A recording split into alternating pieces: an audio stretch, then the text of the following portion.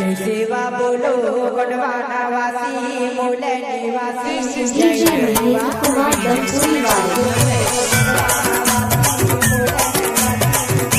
DJ Mahendra Kumar Dampuri वाले।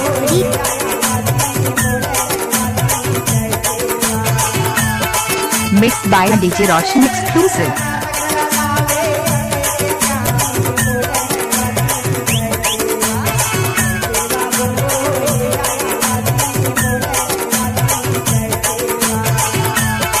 Mixed by DJ Roshan.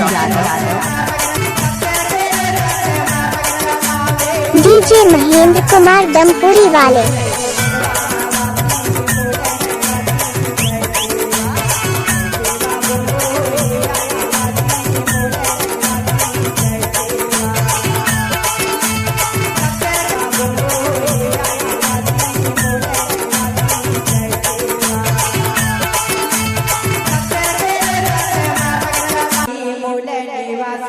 DJ Mahendra Kumar Dampuri वाले। Mixed by DJ Roshan exclusive.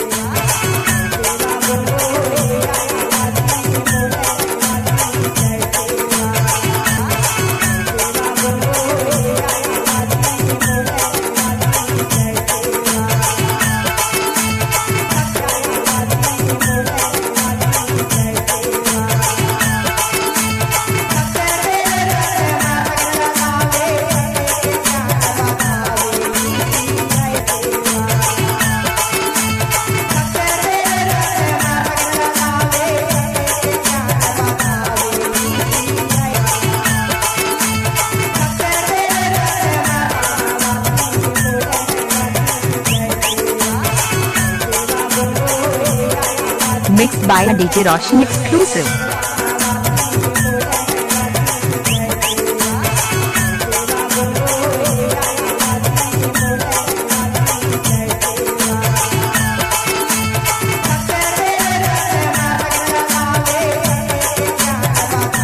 DJ Mahendra Kumar Dampuri वाले।